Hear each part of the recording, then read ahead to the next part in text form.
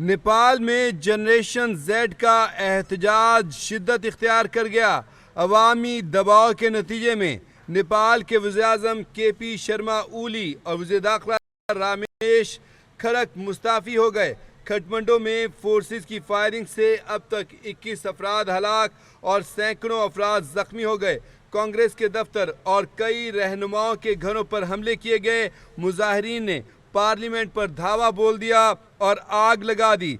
आपको बताएं कि मुश्तिल मुजाहिरीन ने सुप्रीम कोर्ट की इमारत को भी जला डाला। मुजाहिरीन का ईवान तहलील करने, नए इंतखाबात और करप्शन पर कार्रवाई का मुतालबा।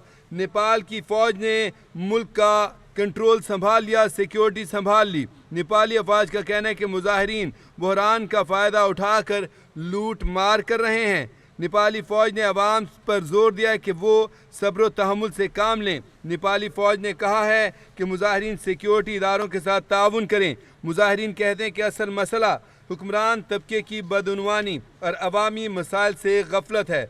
आपको बताएं कि नेपाल में जनरेशन जेड के नाम से तंजीम है जो ज़्यादातर नौजवानों पर मुश्तमिल है। आपको बताएं कि नेपाल में सोशल मीडिया पर पाबंदी लगाई गई। इसके अलावा नेपाल में बेरोज़गारी बहुत ज़्यादा थी, करप्शन बहुत ज़्यादा थी, जिसकी वजह से अवाम मुसलसल मुश्तिल हो रहे थे। और जैसे ही आपको बताएं एक तवील अरसे से अब नेपाल के ऊपर बाकायदा जो है नेपाली में अवाम के लिए वहाँ पे जब सोशल मीडिया पर भी पाबंदी लगा दी गई तो अवाम के सब्र का पैमाना लबरेज हो गया और जनरेशन जेड के कारकुनों को ज़्यादा हवा दी उधर से भारत ने भी। और आपको बताएं कि ये एहतजाज मुसलसल जो है शिद्दत इख्तियार करता गया।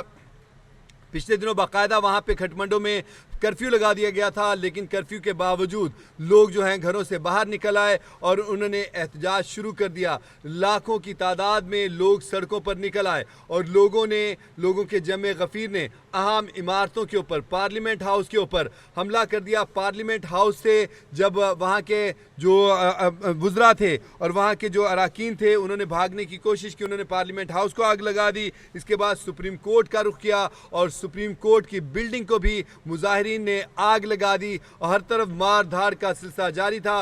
पहले फौज लोगों को रोक रही थी, लेकिन फिर जब इतनी बड़ी तादाद में अवामुन्नास सड़कों पर आ गए तो फौज ने, फोर्सेस ने अपनी कार्रवाइयाँ रोक दी। लेकिन इसके बावजूद कई मकामात पे झड़पें होती रहीं, जिसकी वजह से 21 अफराद इन मुजाहिरों की भेंट चढ़ गए और सैकड़ों अफराद जो हैं वो ज़ख्मी हुए हैं। ताहम आपको बताएं कि जो वज़ीर-ए-आज़म है नेपाल के.पी. शर्मा ओली, उन्होंने सूरत हाल को भांपते हुए अवामी दबाव के नतीजे में हथियार डाले और मुल्क में अमन व अमान की खातिर उन्होंने इस्तीफ़ा दिया। और इसके साथ साथ वज़ीर दाखिला रमेश खड़क ने भी इस्तीफ़ा दे दिया और उनकी काबीना के दीगर अफराद ने भी इस्तीफ़ा दे दिया। तहम आपको बताएं कि मुश्तिल अवाम ने वज़ीर-ए-आज़म हाउस पे और प्रेसिडेंट हाउस पे और साबिक़ वज़ीर-ए-आज़म के घरों के ऊपर भी हमले किए और वहाँ पर भी तोड़ फोड़ की।